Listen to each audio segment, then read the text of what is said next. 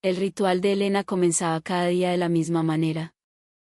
A sus 68 años, viuda desde hacía 3, la Soledad era una compañera a la que había aprendido a tratar con una mezcla de respeto y distancia.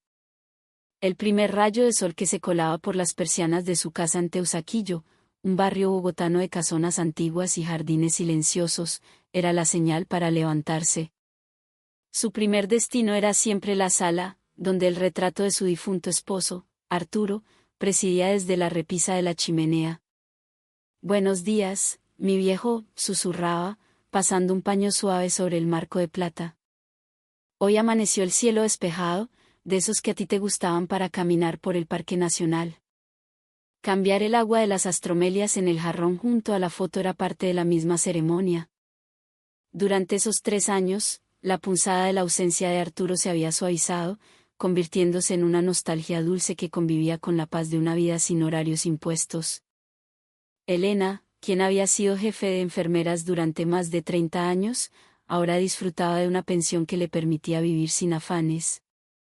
Sus días transcurrían entre lecturas, encuentros con amigas para tomar un tinto y, de vez en cuando, una pequeña escapada a algún pueblo de clima cálido como Villa de Leyva o Girardot. En medio de esa tranquilidad matutina, el timbre de la puerta resonó con una insistencia inusual. El reloj de pared marcaba las 9 en punto. ¿Quién podría ser a estas horas? La voz que llegó a través del intercomunicador era la de su hijo, Javier. «Mamá, soy yo. Ábreme, porfa, que necesito hablar contigo». Javier, a sus 42 años, era un ingeniero que trabajaba para una multinacional, un hombre consumido por el estrés y la presión de la capital. Estaba casado desde hacía 15 años, pero últimamente su rostro llevaba un rictus permanente de preocupación. Cuando Elena abrió la puerta, no estaba solo. A su lado se encontraba su esposa, Isabela, y sus 2 hijos, Mateo, de 8 años, y Sofía, de 6. Isabela, una ex auxiliar de vuelo de Avianca, ahora trabajaba a tiempo parcial en un carulla. A pesar de sus apenas 3 turnos a la semana, mantenía un aire de superioridad, como si el mundo aún fuera una cabina de primera clase y ella estuviera a cargo. «Abuela», gritaron los niños al unísono, lanzándose a sus brazos. Elena sintió el calor familiar que siempre le derretía el corazón. El aroma champú infantil y la energía desbordante de sus nietos eran un bálsamo. «Hola, mis amores». «Mateo, Sofía, qué sorpresa. ¿Pero qué hacen aquí tan temprano?». Sin embargo, la alegría del reencuentro se vio empañada por la tensión en los rostros de Javier e Isabela. Sus sonrisas eran forzadas, sus miradas esquivas. Había algo grave en el aire. «Pues, sigan, no se queden ahí. Les preparo un tintico o un chocolate para los niños». Una vez en la sala, Javier se sentó en el borde del sofá, incapaz de quedarse quieto, tamborileando los dedos sobre sus rodillas. Isabela, por su parte, paseaba la mirada por la habitación con un aire de evaluación, como si estuviera inspeccionando un hotel de segunda categoría. «Bueno, ahora sí, cuéntenme. ¿A qué se debe esta visita tan de mañanita?», preguntó Elena mientras servía el café. Javier miró a Isabela, quien le hizo un gesto casi imperceptible con la cabeza, dándole permiso para hablar. «Mamá, es que queríamos pedirte un favor grande». La voz de Javier sonaba extraña, cargada de una formalidad que no era habitual en él. Elena sintió un nudo de premonición en el estómago. «¿Podrías cuidarnos a Mateo y a Sofía? De lunes a viernes, después del colegio». Elena parpadeó, procesando la petición. Sus ojos se abrieron con sorpresa. «¿Todos los días?». «Pero, mijo, yo también tengo mis cosas, mis vueltas». Antes de que pudiera terminar la frase, Isabela la interrumpió con una voz melosa pero afilada. «Ay, suegra, pero usted vive su pensión, ¿no? Tiene todo el tiempo del mundo. Nosotros, en cambio, tenemos que camellar durísimo. Es lo justo, ¿no le parece?». Las palabras de Isabela la golpearon como una bofetada. Hablaba de ello como si fuera un derecho adquirido, una obligación ineludible. Elena, desconcertada, no supo qué responder. Javier, sintiendo el terreno ganado, apoyó a su esposa. Además, meterlos a un programa de jornada extendida cuesta un platal. Teniéndote a ti aquí, pues sería un desperdicio. Échanos una manito, ¿sí? ¿Pero todos los días? Es que es un compromiso muy grande, murmuró Elena, sintiéndose acorralada. Isabela no cedió ni un centímetro.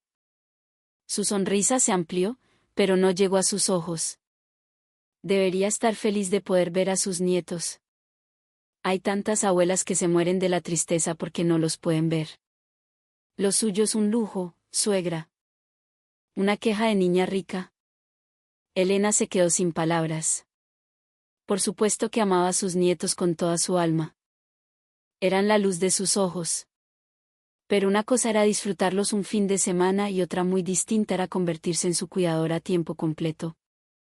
A sus 68 años, la energía de un niño de 8 y una niña de 6 era un huracán difícil de capear día tras día. Por favor, mamá, ayúdanos, suplicó Javier, inclinando la cabeza en un gesto de falsa humildad. La resistencia de Elena comenzó a flaquear. Ver a su único hijo en esa posición la conmovía, a pesar de la manipulación evidente. Isabela, experta en dar la estocada final, añadió. Además, usted tiene mucha más experiencia criando niños que nosotros. Y Mateo y Sofía la adoran. Son felices aquí. Era verdad. Los niños ya se habían olvidado de la conversación de los adultos y exploraban la casa como si fuera un parque de diversiones. Abue. ¿Quién es el señor de esta foto? Preguntó la pequeña Sofía, señalando el retrato de Arturo. Es el abuelo Arturo, mi amor. Un hombre muy bueno. Mateo se acercó, mirando la foto con curiosidad. Yo nunca lo conocí. La inocencia de sus preguntas, la forma en que sus risas llenaban el silencio de la casa, hacían que la palabra no se sintiera cada vez más cruel, más imposible de pronunciar. Javier, notando su vacilación, lanzó el anzuelo definitivo. Mira, para que veas que no es capricho.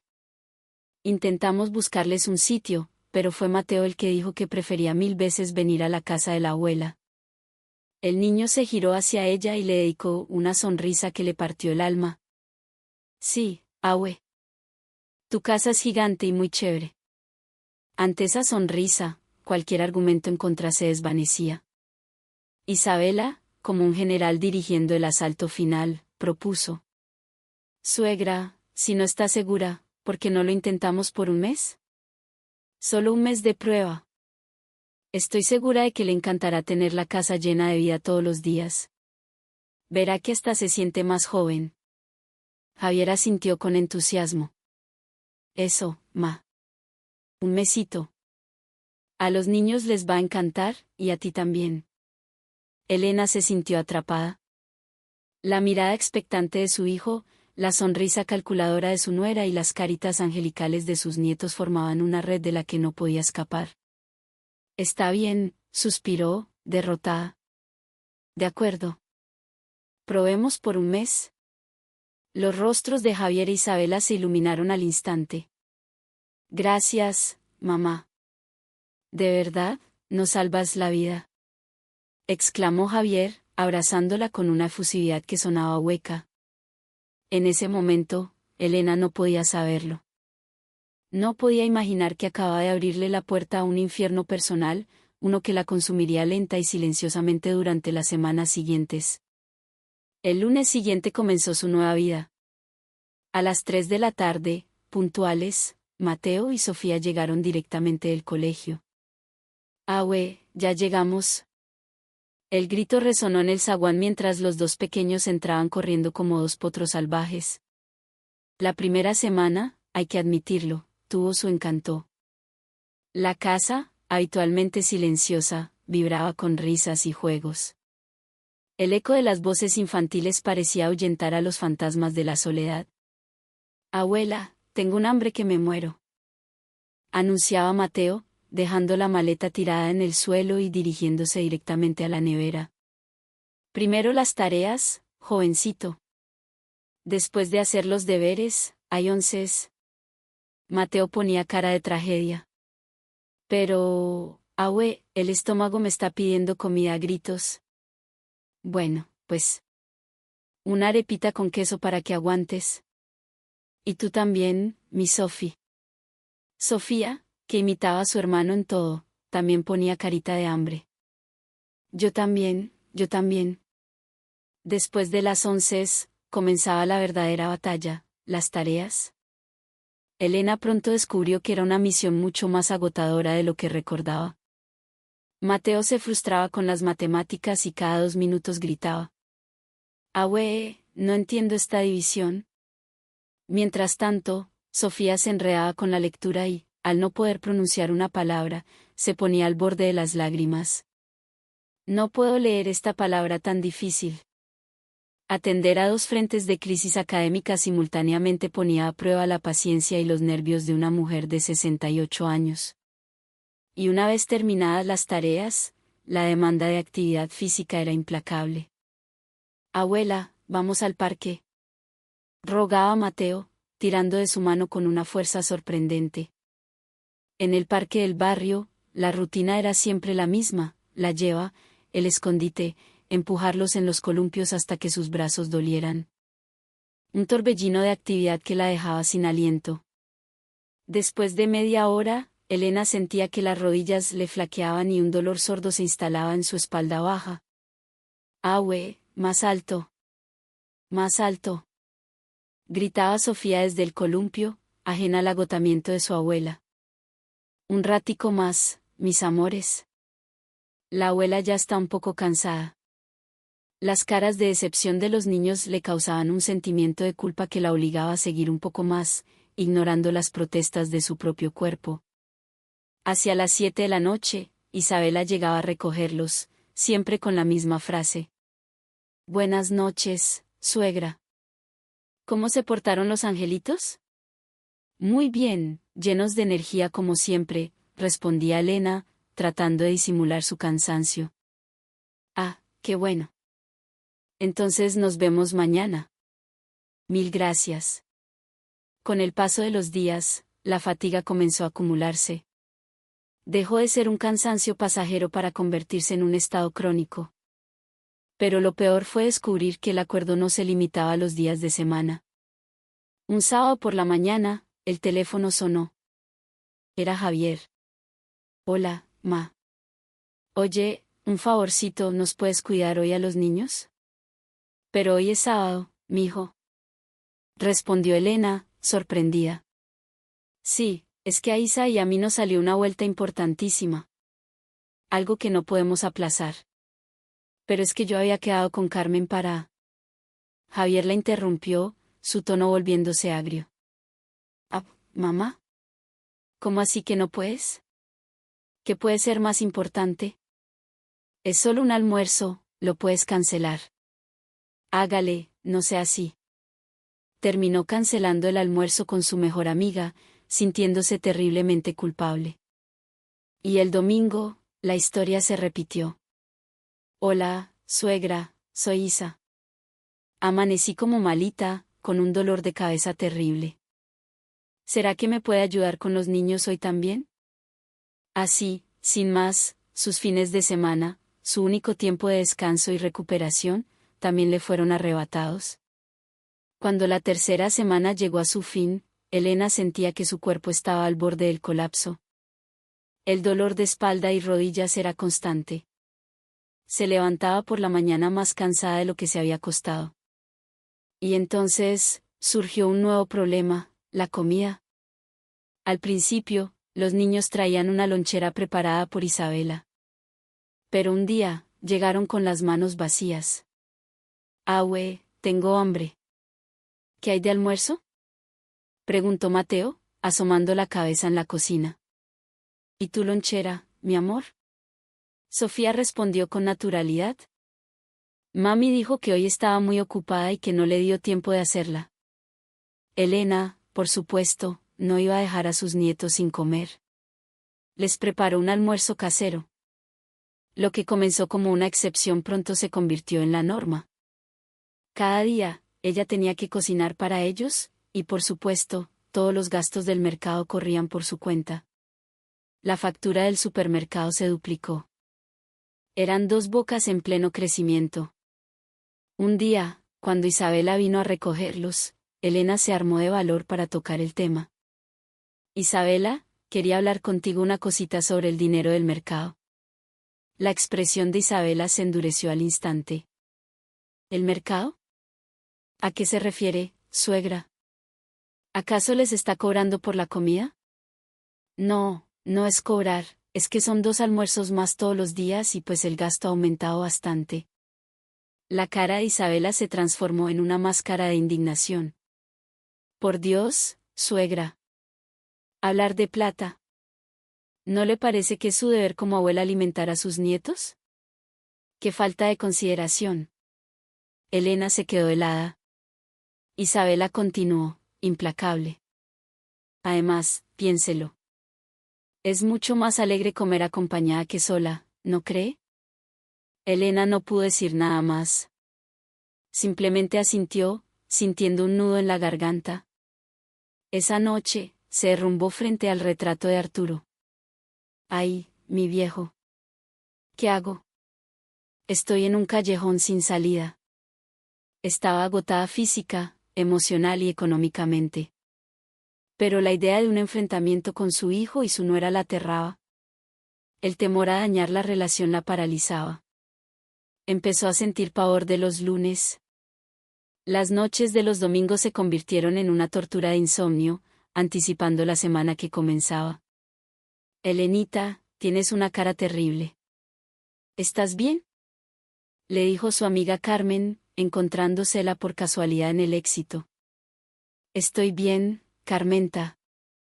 Solo un poco cansada, mintió Elena, forzando una sonrisa que no convenció a nadie. A mí no me engañas. Sabes que puedes contar conmigo para lo que sea. No te guardes las cosas. Las amables palabras de Carmen casi la hacen llorar allí mismo, en el pasillo de los enlatados. Estaba viviendo lo que algunos llamaban el síndrome de la abuela esclava. Adoraba a sus nietos, pero la obligación impuesta la estaba destruyendo.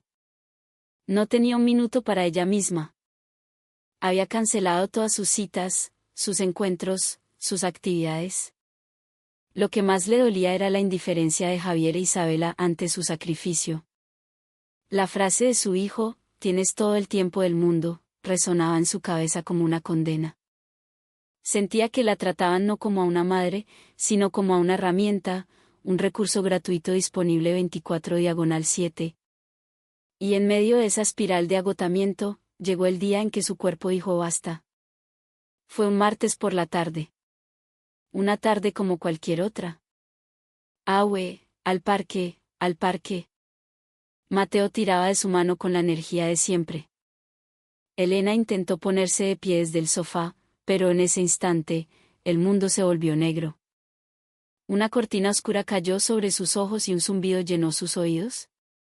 Lo siguiente que supo fue que estaba en el suelo de la sala, con los rostros asustados de Mateo y Sofía flotando sobre ella. «Abuela. Abuela». Gritaban, con voces temblorosas y al borde del llanto. «Tranquilos, mis amores. Estoy bien, solo déjenme sentar un momento».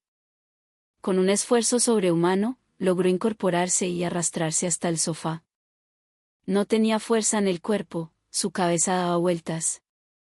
«Ahue, ¿qué te pasó?», preguntó Sofía, agarrando su mano con sus deditos fríos. «Nada, mi vida. Solo fue un mareo». La abuela se cansó un poquito, eso es todo. Intentó sonreír para tranquilizarlos, pero sentía que apenas podía mantenerse consciente. En ese preciso momento, sonó el timbre. ¿Quién podría ser? Tambaleándose, se dirigió a la puerta. A través del intercomunicador escuchó la voz de su amiga. «Elenita, ¿estás ahí? Pasaba por aquí y quise saludarte». Cuando abrió la puerta, Carmen vio su rostro y supo de inmediato que algo andaba muy mal. Elena, por Dios. ¿Qué te pasa? Estás pálida como un papel. No es nada, Carmenta. Solo un mareo. Fue lo último que dijo antes de que sus piernas cedieran y la oscuridad la envolviera por completo de nuevo. Cuando recuperó la conciencia, estaba en la parte trasera de una ambulancia. El sonido de la sirena era ensordecedor. Carmen sostenía su mano, con los ojos llenos de preocupación. Tranquila, Elenita, ya vamos para la clínica. Vas a estar bien. ¿Carmen ni los niños? Mateo y Sofía. No te preocupes por eso. Llame a tu hijo. Le dije que viniera a recogerlos de inmediato. Ahora lo importante eres tú. En la clínica Fundación Santa Fe, la sometieron a una batería de exámenes, análisis de sangre, un electrocardiograma, le tomaron la presión una y otra vez. El diagnóstico fue claro, un cuadro de agotamiento extremo y estrés agudo. Necesita descansar. Reposo absoluto por unos días, le dijo el médico con seriedad. ¿Ha estado sometida a mucha presión últimamente? Elena no pudo responder. Las lágrimas silenciosas que rodaban por sus mejillas eran toda la respuesta que el doctor necesitaba. La causa de su colapso era, precisamente, el favor que le estaba haciendo a su familia. Mientras le ponían un suero en la habitación, Javier e Isabela entraron apresuradamente. «Mamá, ¿estás bien? ¿Qué susto nos pegaste?», dijo Javier, su voz teñida de una preocupación que sonaba superficial. «Perdonen por preocuparlos», murmuró Elena. Isabela, con una expresión que era más de fastidio que de angustia, fue directa al grano. «Suegra, ¿y ahora qué vamos a hacer? Mañana es miércoles». Elena la miró, confundida. «¿Cómo?». Javier intervino, aclarando la inquietud de su esposa. «Sí, ma. Tienes que recuperarte pronto. No te exijas, pero mejórate rápido. ¿Quién va a cuidar a los niños mientras tanto?». El mundo de Elena se detuvo. Acababa de ser ingresada de urgencias, conectada a un suero, y la única preocupación de su hijo y su nuera no era su salud, sino la logística del cuidado infantil. «Así que eso es lo que importa», susurró, con una amargura que le quemaba la garganta. «Soy más valiosa como niñera gratis que como madre». Isabela tuvo el decoro de parecer un poco avergonzada, pero rápidamente se recompuso. «No diga eso, suegra, por favor. Claro que nos preocupamos. Pero es que usted entiende, tenemos que trabajar». Pero Elena ya no escuchaba. Oía sus voces a lo lejos, como un murmullo sin sentido. Se cuchicheaban entre ellos, pensando en voz alta. ¿Será que en el jardín todavía tienen cupo para la jornada extendida? No creo, Isa. A estas alturas del año es imposible. Toca buscar a alguien que nos ayude. ¿Hasta cuándo se quedará mi mamá aquí? Escuchar esa conversación fue como recibir una puñalada en el corazón. Para ellos, ella no era una persona. Era una solución, un servicio. Su bienestar, sus sentimientos, su salud, eran irrelevantes mientras el problema principal, el cuidado de los niños, no estuviera resuelto. Al día siguiente, Carmen vino a visitarla. «¿Cómo te sientes hoy, Elenita?» «Mejor, Carmen. Gracias por todo lo que hiciste». Carmen le tomó la mano y la miró con una intensidad que la atravesó. «Elena, ya no más. No puedes seguir permitiendo esto. Se acabó el aguantar».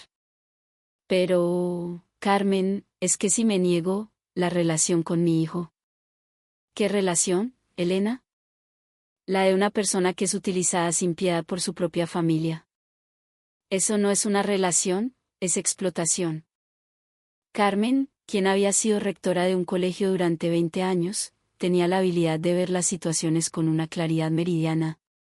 Sus palabras, aunque duras, eran la verdad que Elena no se había atrevido a enfrentar. Las lágrimas volvieron a brotar. «Elena, tú tienes opciones. Siempre las has tenido». «¿Opciones?». «Sí.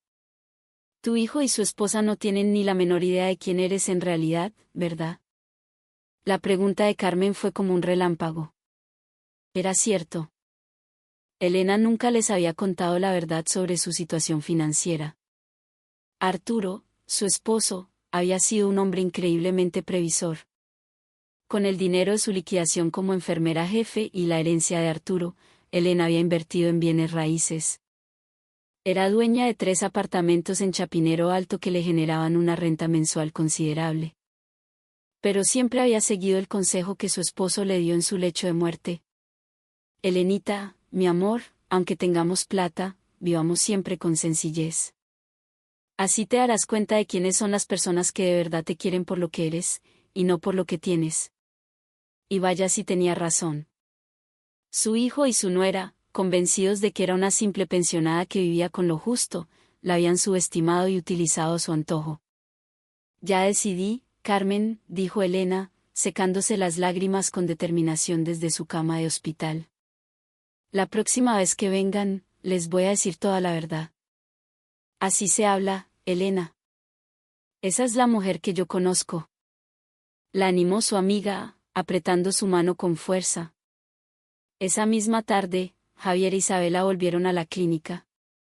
Isabela fue la primera en hablar, sin siquiera preguntar cómo se sentía. Suegra, todavía no se siente mejor. Necesitamos que se recupere pronto para que nos ayude de nuevo, por favor. Esa frase fue la gota que derramó la copa.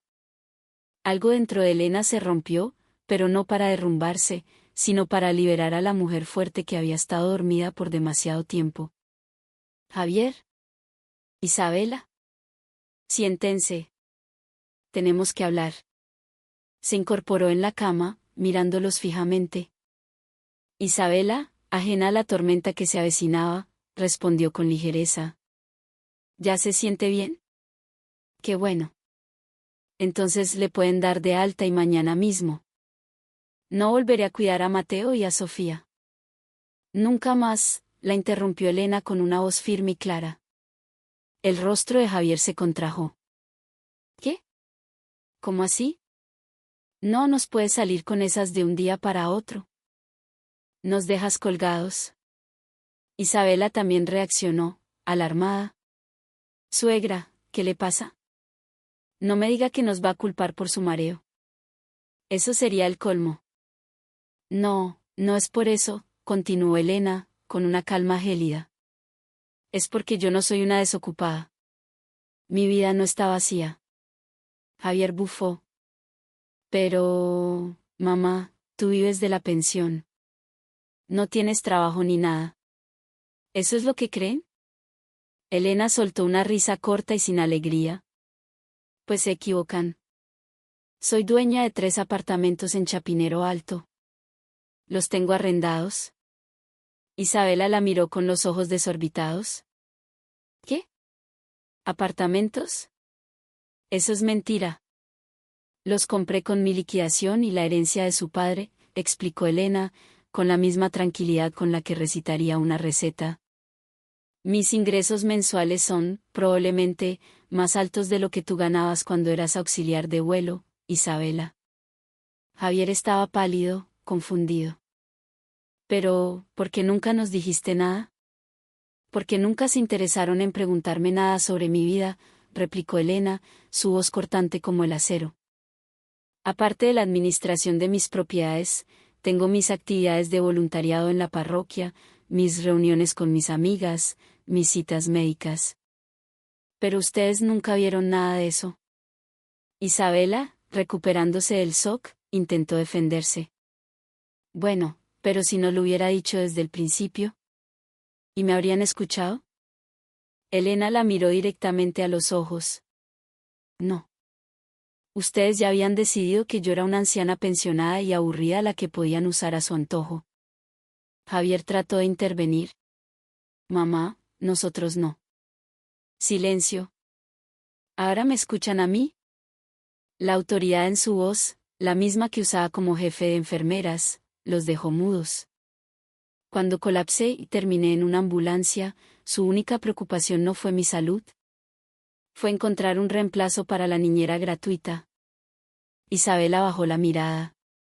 Es que... no hay excusas. Prosiguió Elena, su voz temblando de una justa indignación. Tuve que pagar de mi bolsillo la comida de mis nietos. Me robaron mis fines de semana.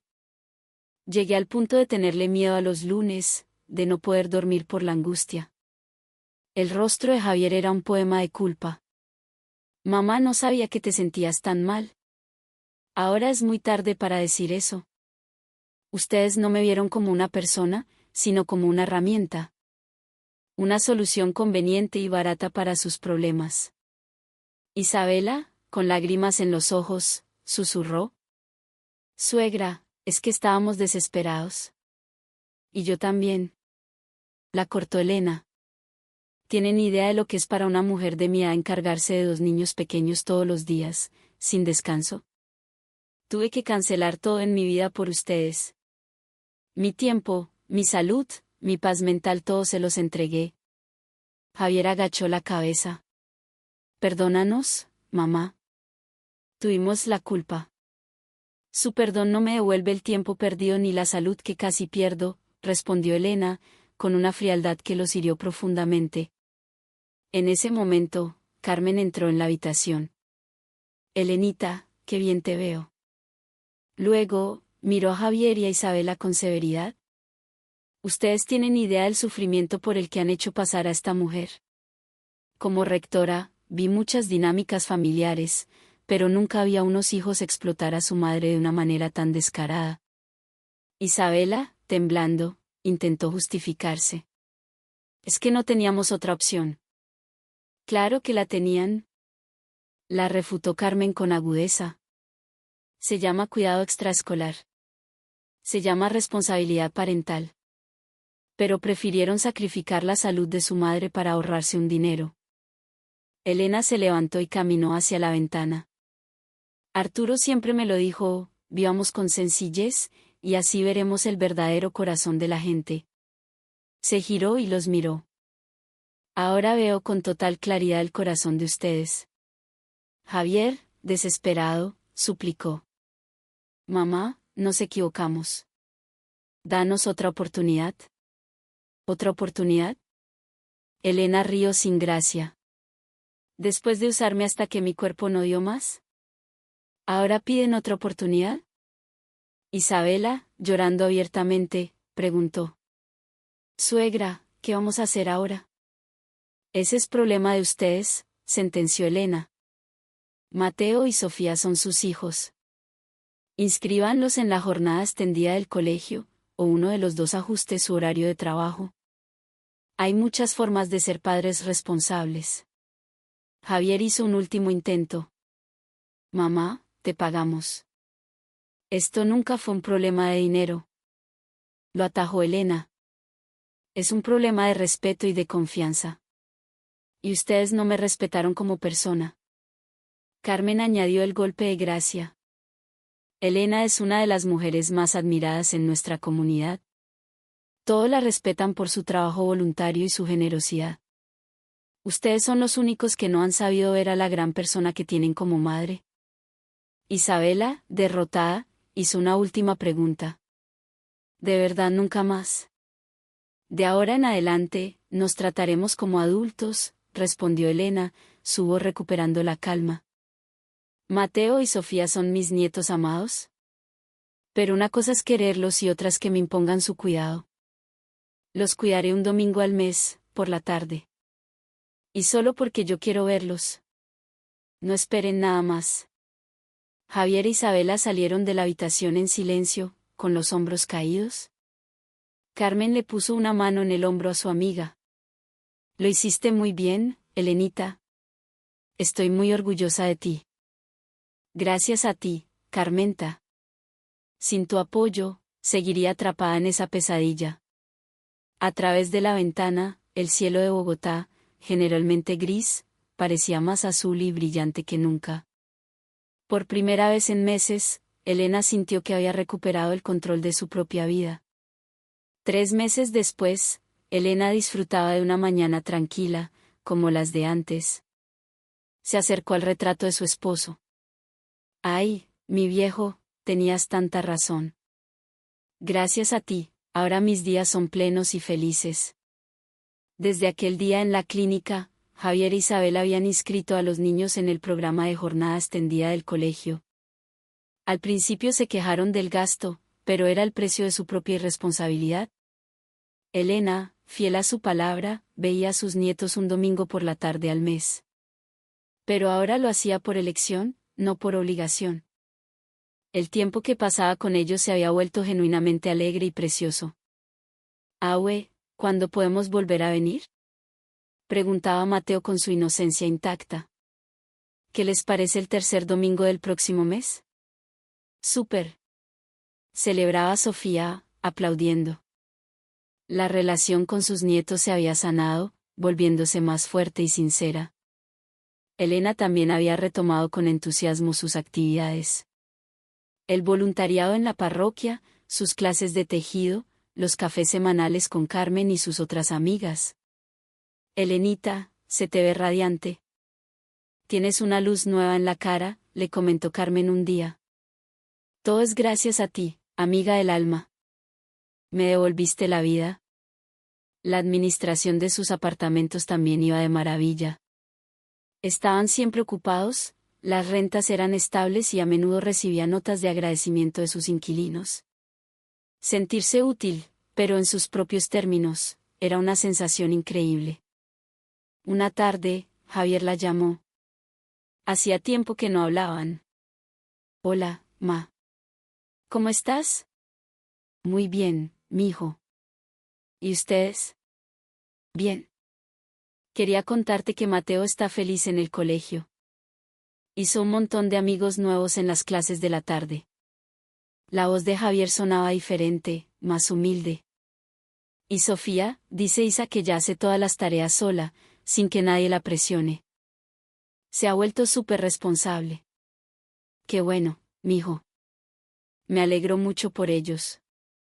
Hubo una pausa.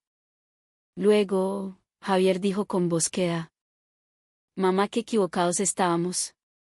Si hubiéramos seguido dependiendo de ti, los niños nunca habrían desarrollado esa autonomía. Y nosotros tampoco». Elena se sorprendió gratamente. Su hijo estaba aprendiendo la lección. «Lo importante, Javier, es que una familia se apoye, pero apoyar no significa cargarle todo el peso a una sola persona». «Lo sé, mamá. De verdad, lo siento mucho». La disculpa, esta vez, sonaba sincera. Medio año después de la confrontación, recibió una carta de Isabela. «Querida suegra, no tengo palabras para expresar lo arrepentida que estoy. Nunca pensamos en sus sentimientos, solo en nuestra propia comodidad. Mateo y Sofía han aprendido muchísimo en el colegio, y yo conseguí un ascenso a tiempo completo. Estamos logrando sacar adelante a nuestra familia con nuestro propio esfuerzo, y se siente muy bien. Gracias por haber sido tan firme con nosotros. Su dureza nos obligó a crecer. Le estaré eternamente agradecida». Elena lloró al leer la carta. Pero eran lágrimas de alivio, de reconciliación. La prueba de que las familias, incluso las más rotas, podían sanar. Un domingo, mientras Mateo y Sofía estaban de visita, el niño anunció con orgullo: «Aue, en el colegio nos enseñaron a hacer galletas». «Sí», añadió Sofía. «La próxima vez te preparamos unas para ti». Elena los abrazó, sintiendo una felicidad pura y abrumadora.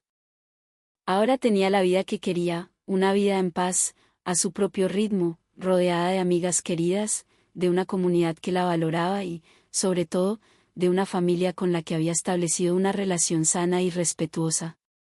Se acercó a la foto de Arturo, mientras el sol de la tarde bañaba la sala con una luz dorada. «Tenías razón, mi viejo. La sencillez me mostró la verdad. Pero también me enseñó que la gente puede cambiar». Ellos cambiaron. Ya nadie volvería a aprovecharse de ella. A sus 68 años, había reclamado su vida, su dignidad y su felicidad. Y mientras escuchaba las risas de sus nietos jugando en el patio, comprendió que el verdadero amor familiar no se basaba en el sacrificio impuesto,